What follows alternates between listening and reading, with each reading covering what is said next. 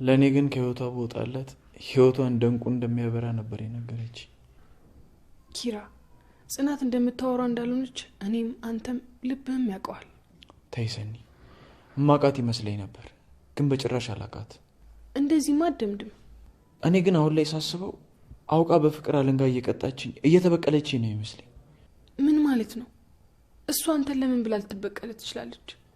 ምናልባት ልጅነቷን ስለነጠቅኳት ወይ ደግሞ ምናልባት ልጇን ፍቅረኛ በነበረች ሴት ስለተነጠቀች ይህን ሁሉ በደል ለማምራ በፍቅር አለንጋ አስራ እየገረፈችኝ ሊሆን ይችላል።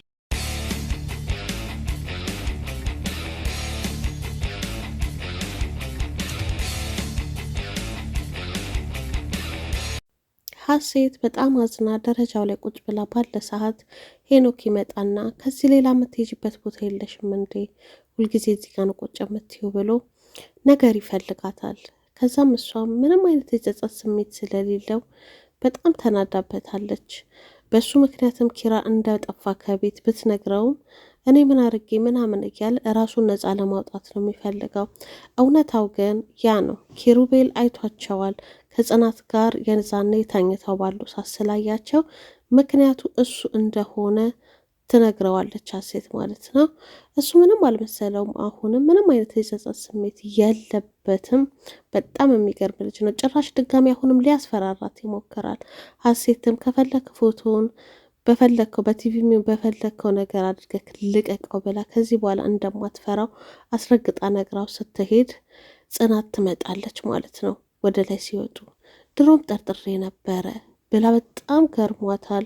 ማለት በጣም ነው በቃ እንዴት እንደዚህ ሆነ ምናምን ብላ ሀሳብ ውስጥ ገብታለች። ምክንያቱም የመጀመሪያ ቀን ሲገናኙ እንደማይተዋወቅ ሰው ነው ሰላም የተባባሉት እና ጠርጥራለች፣ በጣም ጠርጥራለች ጽናት።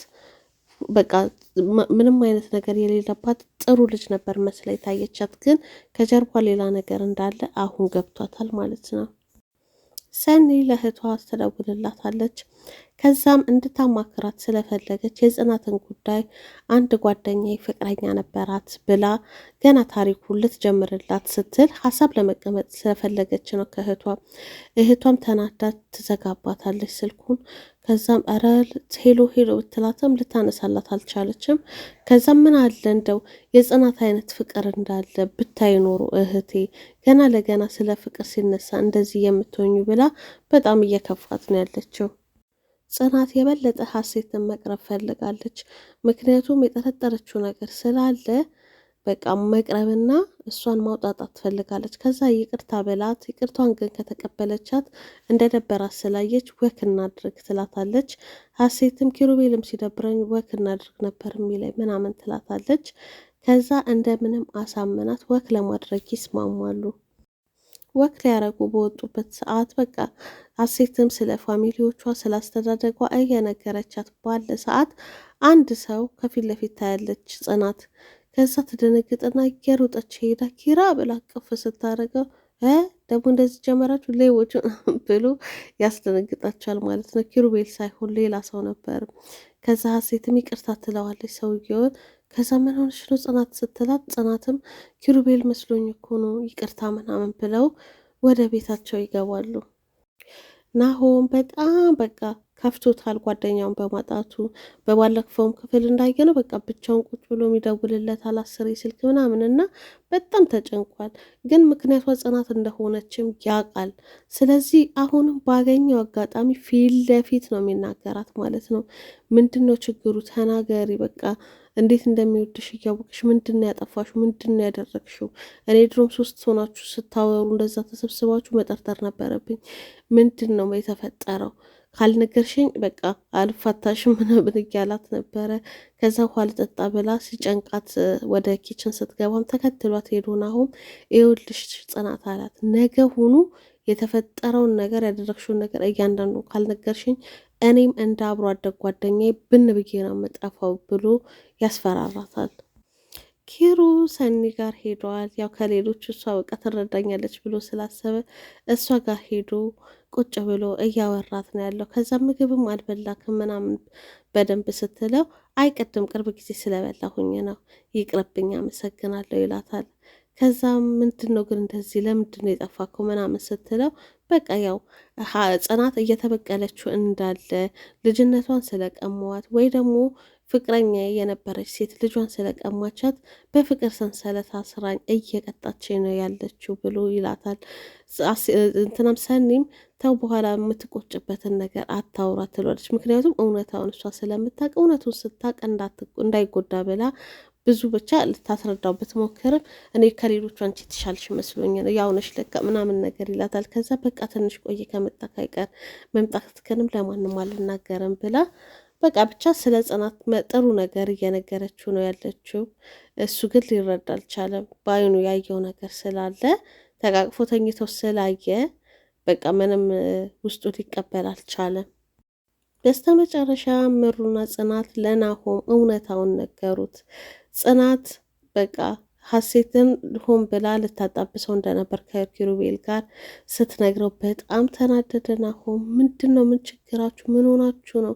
እኔ አንቺ የበሰልሽ ልጅ ትመስይ ነበር፣ አሁን ጥሬ መሆንሽን አወኩኝ፣ ጥሬ እያለ እየሰደባት ሁሉ ነው ያለው ጽናትን። ከዛ እንዴት እንደዛ የሚወድሽን ሰው ለመጣ ሁሉ ሴት ለማጨት ትደረደረ ያለሽ?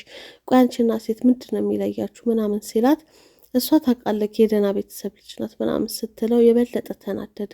ከመጀመሪያው ነው በገንዘብ የሰው ልጅ ማንነት መለካት የጀመርሽው? እንዴት ያለሽ ምን ያህል እንደሚወድሽ ታውቂያለሽ? እንዴት እንደዚህ አይነት የቀሽም አስተሳሰብ ታስባላችሁ? ብሎ በቃ ምሩንም ሁሉንም አንድ ላይ እየሰደባቸው ነው ያለው። ከዛ ሊያረጋጉት ቢሞክሩም ሊረጋጋ አልቻለም። በጣም ተናዱ። በቃ ጥሬ ነሽ ምንም ምሩን ራሱ አንቺ እኔን መቼ ልታጭ ፈለግሽ ደግሞ ለሌላ ሰው ምናምን እያለ ወደ ምሩ ሁሉ ዞሩባታል። በጣም ተናዶ ስለነበረ በቃ እየተነጫነጨ ሲወጣ ጽናትን ምሩን ሂጂ ተከታዩ ስትላት አንቺም እንደዚህ ሆነሽ እንዴት ጥዬሽ እሄዳለሁ ስትል እኔ ችግር የለውም ካልሆነ ሰኒ ጋር እሄዳለሁ ሂጂ ሳይረቅ ተከታዩ ብላ ናሆምን ምሩ እንድትከተለው አዳረገቻት። ሰኒና ኪራ እያወሩ ባለ ሰዓት ጽናት ዘው ብላ ትገባለች። ከዛም በጣም ትደነግጣለች ኪራን ስታየው። በቃ እያለቀሰች ሄዳ ታቅፈዋለች። ከዛ እሱም በቃ አታስመሲ አይነት ነገር እያላት ነው ያለው። ከዛ በቃ ስላገኘችው እንዴት እንደተደሰተች በጣም ነው ደስ ያላት። ከዛ በቃ እኔ ልውጣ ወይስ እሷ ትውጣልሽ ምናምን ነገር ሲል አይ እኔ ሄዳለሁ በቃ ካየውክ ምናምን ስትለው ከዛ አይ እኔ ሄዳለሁ ብሎ ጥሏቸው ይወጣል። ከዛ በሰኒ ትናደድባታለች። እንዴት እንደዚህ እንደሆንኩኝ እያየሽ እንደዚህ እንደጨነቀን እያወቅሽ እንዴት አትነግሪኝም ምናምን ስትላት ሰኒም ገና አሁን ነው የመጣው እኮ ዛሬ ነው የመጣው ቀድም ነው በዛ ላይ ለናሆም እንኳን ልንገረው ባልኩት ሰዓት እሄዳለሁ በቃ ሲለኝ እንዳይሄድ ብዬ ነው እንደዛ ያደረግኩት ትላታለች። ከዛ ጽናትን በቃ ታለቅሳለች። ግን ደግሞ መልሳ እንባዋን ታብስና ለነገሩ ይሄን አይደለም የምፈልገው በቃ ያሰብኩትን አሳካው እንዲጠላትና ወደ ሀሴት እንዲሄድ ነበር ይሄ ሁሉ ነገር ያደረገችው። ስለዚህ በቃ ተሳክቶልኛል ብላ ማሰብ ጀመረች ራሷን ለማጽናናት። ኪራ እቤት ሲገባ ግን ሀሴትን ሲያገኛት እንዴት እንደተቃቀፉ ማለት ነው። ጽናት እያየች አንጀቷ ቅጥል ይላል። ምክንያቱም እሷን ሲያገኛት እንደዚህ አይደለም የሆነው፣ መሸሽ ነበር የፈለገው። ሀሴትን ግን ሲያገኛት ተጠምጥመው በቃ ተቃቀፉ ማለት ነው። ይሄን ስታይ ተናደደች። ግን ደግሞ በቃ ይሄን አይደለም የምፈልገው ብላ ወደ ራሷ መለስ ስትላለች። ከዛ ሀሴትም የጠፍተክ ነው ምናምን ስትለው የዚህን ያህል ተጨንቀሽ ነበር እንዴ ምናምን ሲላት ለምን አልጨነቅም እያለች በቃ ቅፍ አድርጋ ሰላም እያለችው ነው። በጽናት ፊት ነው እንግዲህ ይሄንን የሚያደርጉት። ሀሴትና ሄኖክ ክፍላቸው ውስጥ ሲያወሩ ሲጨቃጨቁ በነበረ ሰዓት ምሩ በር ላይ ቆማ እያዳመጠቻቸው ነበረ። ከዛ መድኃኒቱንም ስታደርጊባት ያለውን ቀርጬሻለሁ ብሎ እንደ ቀረጻት ሲናገር ሁሉ እንትና ምሩ በር ላይ ቆማ እየሰማች ነው። ደንግጣለች በጣም ማለት ነው በምትሰማው ነገር። እሷም በቃ ከዚህ በኋላ ያንተ ተላላኪ አይደለሁም እያለች ሀሴትም ስትጮህበት እሱ ምንም አታመጭም ፎቶሽንም ቪዲዮችሽንም በፈለግኩት ነገር ነው እምለቀው ሲላት እንደፈለግ አድርገው ከፈለግ ወንዝ ላይ ልቀቀው ትለዋለች። ከዛ በቃ እሺ እሱንስ እሺ ግን የጽናትንስ እንደዛ መድኃኒት ስታረጊባት እኔ ላይ የሚያደረግሽብኝ ነገር እንዳለ ገብቶኛል የዛኔ ምናምን ነገር እያለ ድጋሚ ሌላ ነገር ሊያሰራት ነው የሚፈልገው። ሀሴት ደግሞ ከዚህ በኋላ አላደርገውም ያንን ደግሜ አላረግም ጽናት ላይ ያለች ትለዋለች ማለት ነው። በዚህ ሰዓት ምሩ ከፍታ ስትገባ ሀሴት ደግሞ በጥፊ ስትመታው ሄኖክን ማለት ነው ያየ ነው። ሀሴት ምሩን የት እንዳደረገቻት አይታወቅም። ክፍሏ ከገባች በኋላ ምንም አላየንም። ከዛ በኋላ ሶፋ ላይ ቁጭ ብላ ባለ ሰዓት ኪራ ይገባል። ከዛ በቃ ምሳ ላቅርብልክ ምናምን እያለች ትርበተበታለች። እንዲ ኧረ ተረጋጊ ውሃ ጠጪ ምናምን ነገር ይላታል። ከዛ ደህና መሆኗን ለማሳወቅ ትሞክራለች። ከዛ ምሩስ ምናምን ሲላት ማናት ምሩ ትሏለች። እንዴ ጭራሽ ማናት ምሩ? ቆይ ትምጣልሽ እነግርልሻለሁ ምናምን ይላታል። እሺ ትለዋለች። በቃ ደንግጣለች። የምትመልሰውን የምታወራውን አታውቅም።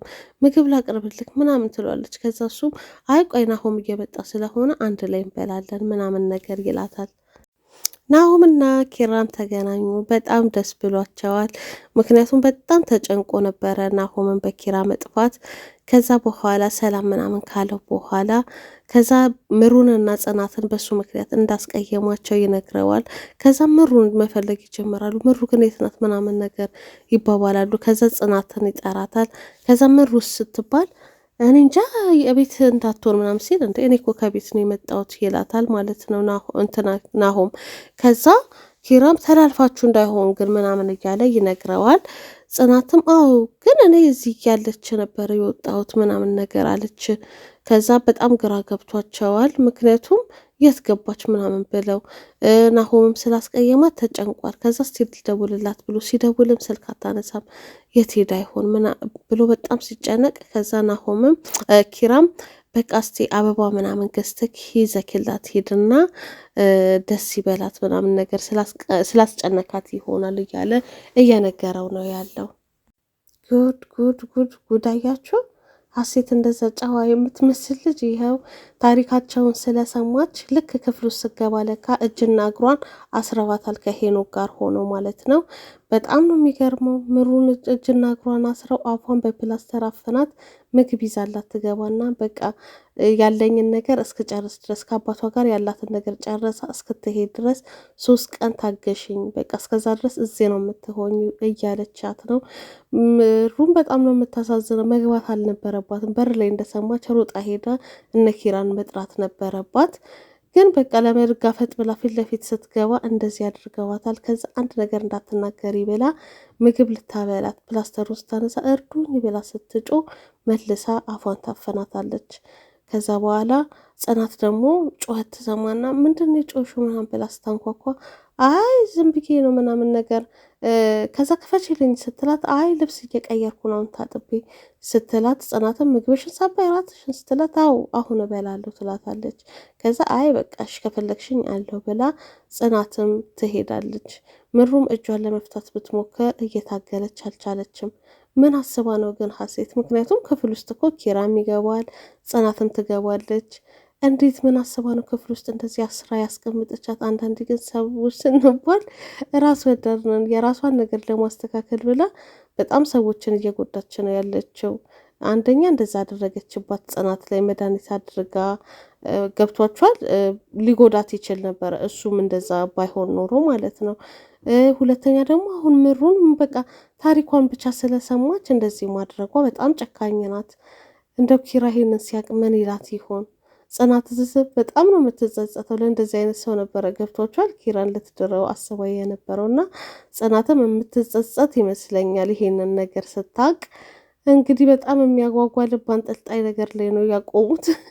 ምን እንደሚፈጠር እንግዲህ በሚቀጥለው ክፍል አብረን የምናየው ይሆናል።